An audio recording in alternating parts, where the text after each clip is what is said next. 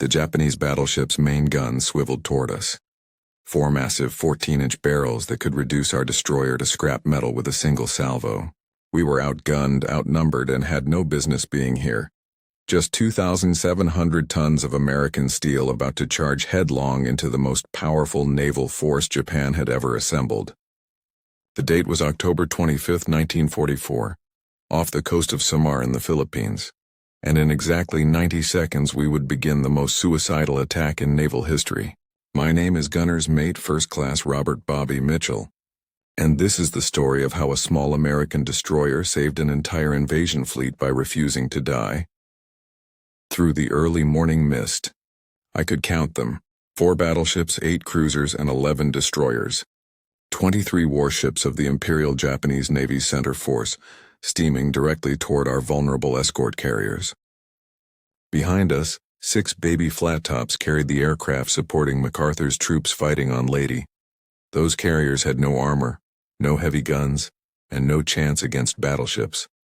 Between that Japanese armada and our carriers stood just 3 destroyers and 4 smaller destroyer escorts. 7 ships against 23. The mathematics were simple and terrifying. I gripped the training wheel of my 5-inch gun mount so hard my hands went numb. Around me, my gun crew, Jenkins, Rodriguez, Thompson, and young Kowalski, who'd just turned 19 last week, moved through their loading drill with mechanical precision. We'd done this 1,000 times in training, but never against a target that could fire back with shells weighing as much as a small car. The voice of our captain, Commander Ernest Evans, crackled over the intercom, calm as if he were ordering coffee. All hands, this will be a fight against overwhelming odds. We're going in. May God be with us all. Commander Evans was part Cherokee, a warrior by blood and temperament. He'd told us on the day he took command, "This ship will always go in harm's way. If it comes down to a choice between running or fighting, we fight." Now those words would be tested against the entire Japanese fleet. At 6:57 hours, Evans gave the order I'll never forget. "All engines ahead, flank. Commence firing. We're going after those battleships." The deck vibrated beneath my feet as our boilers pushed beyond their rated capacity. Johnston, all 376 feet of her, leaped forward like a greyhound released from a trap, 35 knots toward ships that could kill us from 10 miles away. Through my gun sight, I watched the range close, 18,000 yards. 17,000, 16,000. The Japanese were turning their main batteries toward us, tracking our suicidal charge. "Load armor piercing," I shouted. Rodriguez slammed a 54-pound shell into the breech. "Gun ready, fire." The 5-inch gun bucked, the recoil system absorbing tons of force as the shell screamed downrange.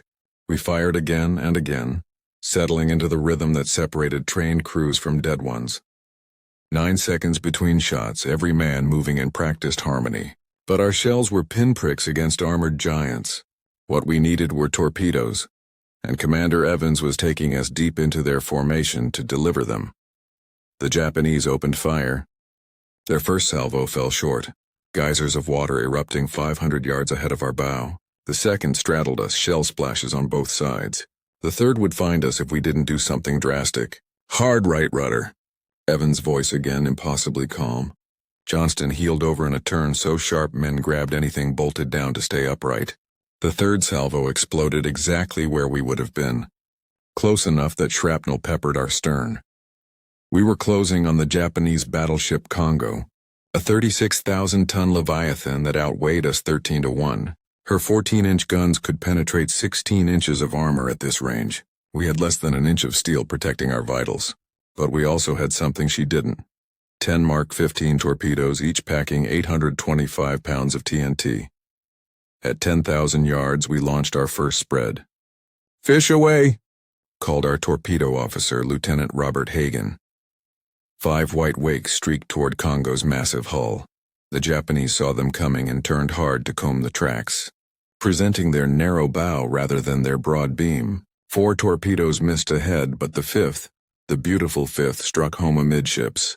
The explosion lifted Congo's stern partially out of the water, her massive propellers thrashing air. Smoke poured from her side as she lost speed, dropping out of formation. First blood to the little destroyer, but we'd painted a target on ourselves. Every Japanese ship now knew where we were and what we could do. 3 heavy cruisers turned toward us, their 8-inch guns seeking revenge. The cruiser Kumano fired first, and this time their aim was perfect.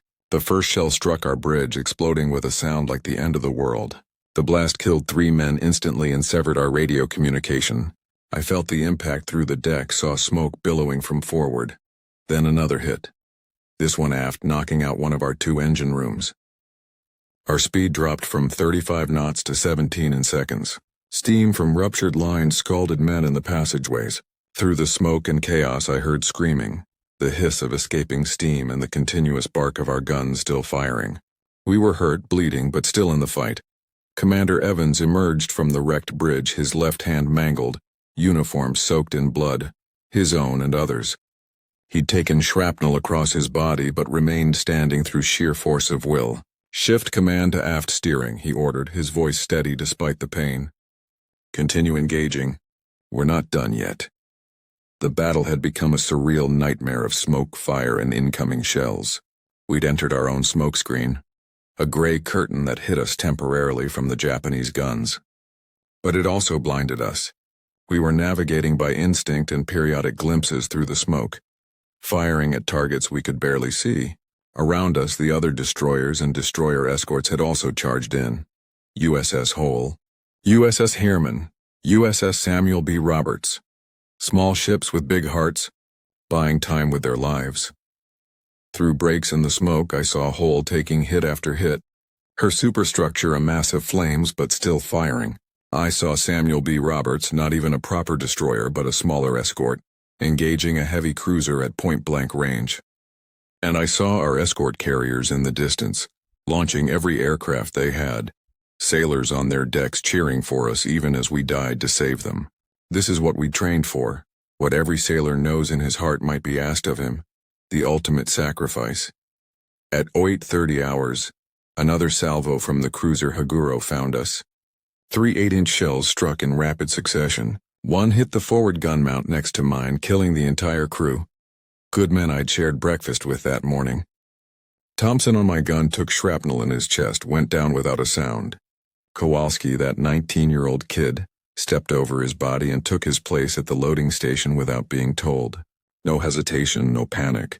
Just duty. Our ship was dying piece by piece. We'd lost 3 of our 5 5-inch guns.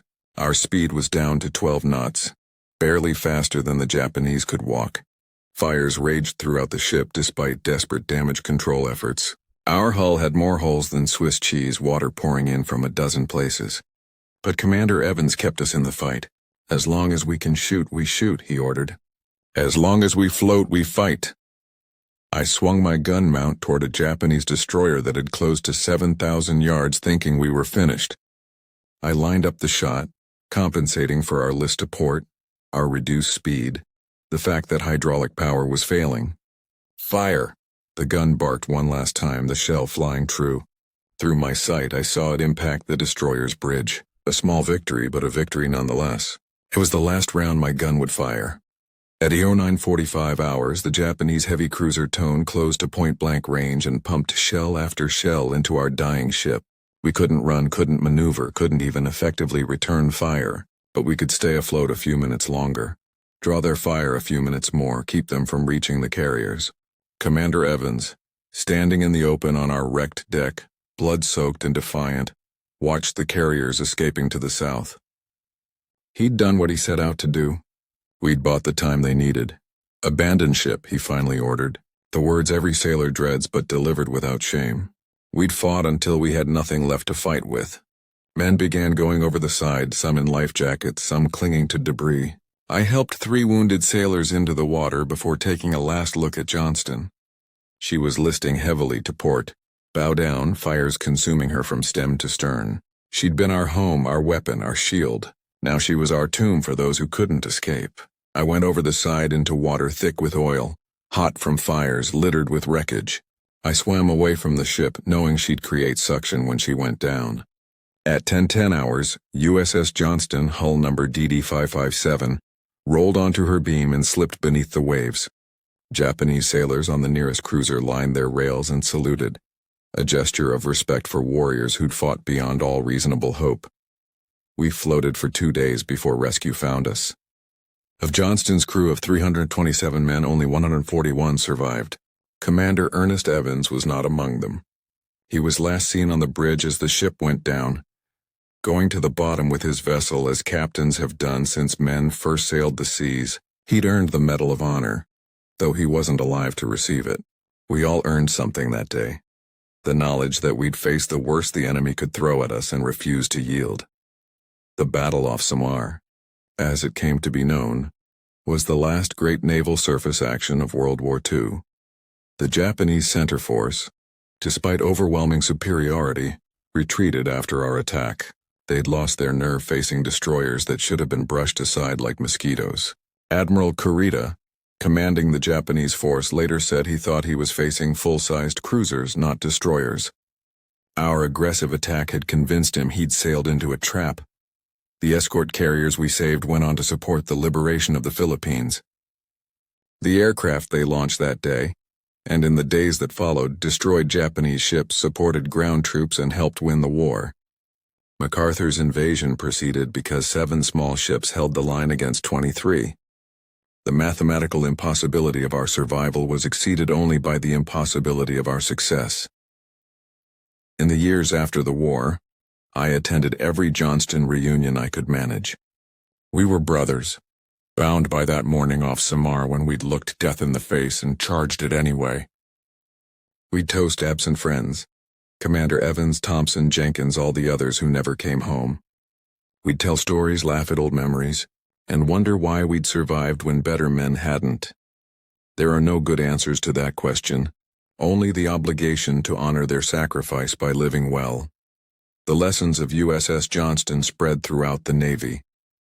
Aggressive tactics, even by inferior forces, could achieve outsized results. Training and crew cohesion mattered more than tonnage, and most importantly, the human spirit. Courage, determination, and sacrifice remained the ultimate weapon no matter how advanced the technology. Modern naval doctrine still teaches the Battle off Samar as an example of how smaller forces can defeat larger ones through audacity and superior tactics. The wreck of USS Johnston was found in 2019, resting in over 20,000 feet of water, deeper than any warship wreck ever discovered. Her hull bore the scars of the battle, the holes from Japanese shells, the twisted metal, the evidence of her violent end. But she rested upright, bow pointed toward the enemy even in death. That seemed fitting for a ship that never retreated. What drove us that morning? It wasn't hatred of the Japanese, though we were at war. It wasn't blind obedience to orders, though we followed them without question. It was something simpler and more profound: duty. Those carriers behind us held American sailors and aviators. Behind them, the beaches of Leyte held American soldiers. If we ran, they died. If we fought, we might die, but they might live. The mathematics were cruel but clear. Commander Evans understood this in his bones. Cherokee warriors had a tradition of counting coup, touching the enemy in battle as an act of supreme bravery. Evans counted coup against the entire Japanese Navy, taking his small destroyer into the teeth of their battleships, not despite the odds, but because of them. Someone had to, and he would be that someone. He taught us that courage isn't the absence of fear, but action despite fear. We were terrified that morning, every single one of us, but we charged anyway. The destroyer sailors of World War II formed a unique brotherhood. We weren't the glamorous carrier aviators or the powerful battleship crews. We were the workhorses, the escorts, the first to fight and last to retreat. Our ships were small enough that everyone knew everyone else, yet tough enough to take punishment that would sink larger vessels. We took on missions considered suicidal and somehow survived, most of the time. The personal relationships on destroyers created bonds that lasted lifetimes. Thompson, the man who died at his post, had saved my life during a storm 6 months earlier, when I'd been washed overboard. He'd thrown me a line and pulled me back aboard. I never got to thank him properly, never got to tell his parents in Kansas that he'd died a hero. At his loading station, performing his duty, buying time for others to live, that regret stays with you forever. Young Kowalski, who stepped over Thompson's body to take his place, survived the sinking. He was only in the water for an hour before being picked up by another ship. He went on to serve on 3 more destroyers before the war ended, earned a Bronze Star for valor at Okinawa, and lived to be 87 years old. We stayed in touch until his death in 2012. He told me once that stepping into Thompson's place was the easiest decision he'd ever made. "It's what Thompson would have done for me," he said simply. The Japanese sailors who saluted as Johnston went down understood what we'd accomplished. They were warriors themselves, trained in Bushido, the way of the warrior. They recognized courage when they saw it even in enemies. Several Japanese veterans of that battle attended our reunions in later years, honoring the men who'd fought them so fiercely. Former enemies became friends, united by respect for shared sacrifice. The tactical analysis of the battle fills volumes in naval archives. How Johnston's initial torpedo attack disrupted Japanese formation. How our smoke screens and constant maneuvering forced the enemy to break up their coordinated advance. How the cumulative damage from 7 small ships convinced Admiral Kurita he faced a major force. But beneath the tactics and strategy was something simpler. Americans who refused to quit. Every modern destroyer in the U.S. Navy carries Johnston's legacy. Her motto, "Don't give up the ship," adorns wardrooms and ready rooms. Her battle ensign, retrieved from the wreck, hangs in the Naval Academy. Her story is required study for every surface warfare officer. She represents the ideal that size and firepower matter less than determination and skill. That American sailors, properly led and motivated, can accomplish the impossible. The families of those who died on Johnston received telegrams with the standard wording. The Navy Department deeply regrets to inform you. But they also received letters from survivors, describing how their sons, husbands, and fathers had died, fighting to the last, refusing to surrender, buying time for others. It wasn't much comfort, but it was the truth. They died as warriors, and their sacrifice mattered. I carried survivors' guilt for decades. Why did I live when Thompson died? Why did fate spare me and take Commander Evans? Therapy and time helped, but the questions never fully disappear. The best answer I found was to live a life worthy of their sacrifice. I stayed in the Navy for 26 years, teaching new sailors about damage control, gunnery, and the traditions that make our service strong. I told them about Johnston, about charging battleships in a destroyer, about refusing to quit even when quitting made perfect sense. The modern Navy bears little resemblance to the one I served in. Today's destroyers are technological marvels, radar-guided missiles, electronic warfare, automated systems. But the core remains unchanged. Sailors standing watch, maintaining equipment, training for combat. The technology changes, but human courage remains constant. I tell modern sailors about Johnston to remind them that their service connects to a tradition of sacrifice stretching back generations. The battle off Samar was one small piece of World War II, a few hours in a conflict that lasted years, but for those of us who were there, it was everything. The day we charged impossible odds and lived to tell about it. The day we learned what we were capable of when pushed beyond all limits. The day a small destroyer became legend by refusing to accept the inevitable. As I finish this account, I'm 96 years old, one of the last survivors of USS Johnston still living. My memories of that October morning remain crystal clear while yesterday fades to fog. I can still feel the deck vibrating beneath my feet as we charged at flank speed. Still hear the bark of 5-inch guns and the scream of incoming shells. Still see Commander Evans, bloodied but unbowed, keeping us in the fight until the last possible moment. We were young men thrust into circumstances that demanded more than youth should have to give. Some of us rose to the challenge and survived. Others rose just as high and died. The difference between survival and death was often just luck, being in one spot rather than another when a shell landed. But we all did our duty, and that has to be enough. The Japanese were stunned not by our weapons or numbers, but by our refusal to acknowledge reality. 7 ships should not have attacked 23. A destroyer should not have charged battleships. Yet we did, and somehow it worked. We convinced the enemy that Americans, when pushed to the wall, become the most dangerous warriors on earth. Not through size or strength, but through absolute determination to never, ever give up. USS Johnston earned the Presidential Unit Citation, the highest honor awarded to a naval vessel. She earned it by doing the impossible, by staying in the fight when every logical calculation said to run. She earned it with the lives of 186 American sailors who never came home. That citation hangs in the Naval Academy alongside her battle flag, reminding new officers what their service might one day demand of them. When people thank me for my service, I think of Thompson, of Commander Evans, of all the others who gave their last full measure that morning off Samar. I survived, yes, but they were the heroes.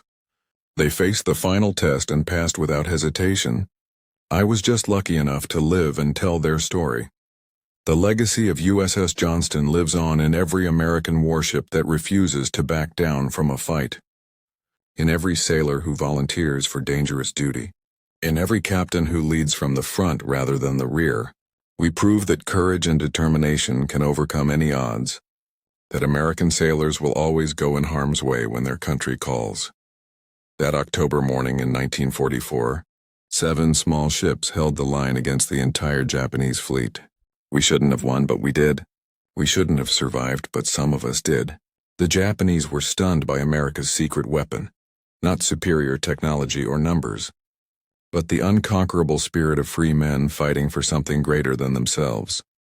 USS Johnston went down fighting, guns blazing, colors flying, refusing surrender even in death. She took with her 186 American heroes who proved that size doesn't determine victory. In the end, it's not the size of the ship in the fight, but the size of the fight in the ship that matters. And on that morning off Samar, our fight was limitless.